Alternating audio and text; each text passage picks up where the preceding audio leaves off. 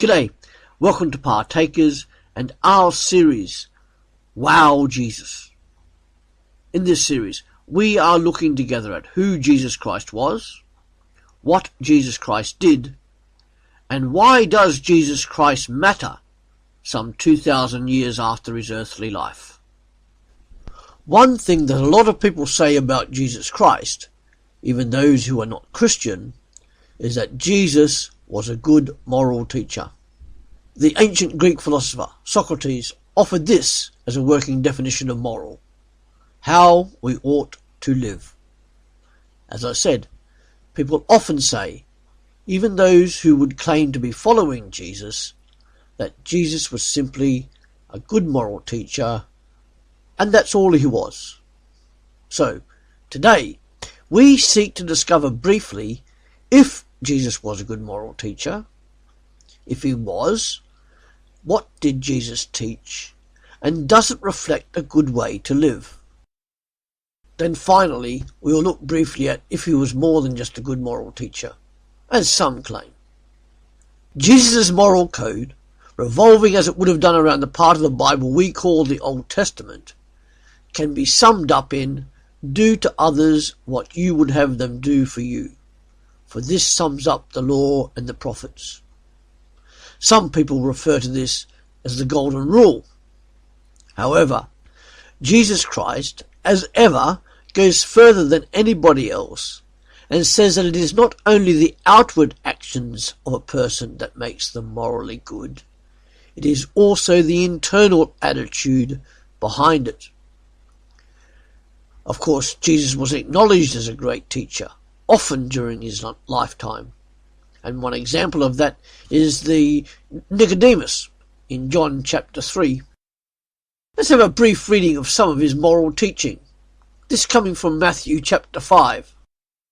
When Jesus saw the crowds, he went up the mountain, and after he sat down, his disciples came to him. Then he began to speak and taught them, saying, Blessed are the poor in spirit, for theirs is the kingdom of heaven. Blessed are those who mourn, for they will be comforted. Blessed are the meek, for they will inherit the earth. Blessed are those who hunger and thirst for righteousness, for they will be filled. Blessed are the merciful, for they will receive mercy.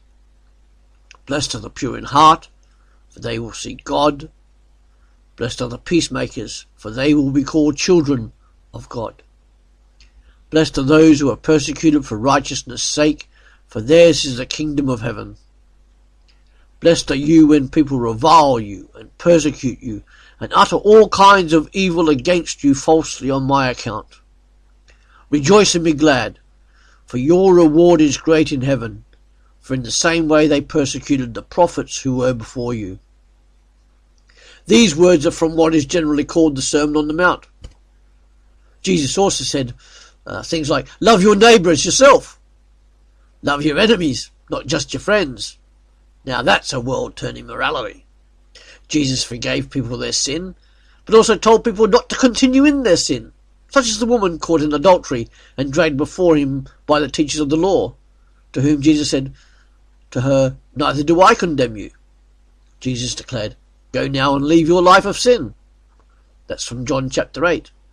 So Jesus not only taught great morality, he also lived his morality. That is part of his uniqueness and what sets him apart from all other humans. And in Jesus' Sermon on the Mount, people today hold it as a paragon of virtuous teaching and regard Jesus as a great teacher. And although this is probably the best known of Jesus' teachings, it is also the least understood, and it is certainly the least obeyed. And while some may see the Sermon on the Mount as a call to peaceful demonstration against provocation, this of course was never Jesus' intention regarding his teaching. It is, as somebody once said, about the Sermon on the Mount, a picture of God's alternative to society, containing the standards, the values and priorities of God's kingdom. It was this that Jesus spoke in the Sermon on the Mount, not as a general guideline for people to wallow in comfort and boundless joy. So we find that Jesus was a good moral teacher, certainly at least to his followers.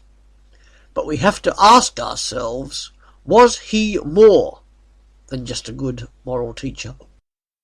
The 20th century writer C.S. Lewis once wrote, "I am trying here to prevent anyone saying the really foolish thing that people often say about him," speaking about Jesus. "I'm ready to accept Jesus as a great moral teacher, but I do not accept his claim to be God.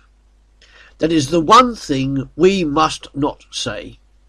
A man who was merely a man and said the sort of things Jesus said would not be a good moral teacher.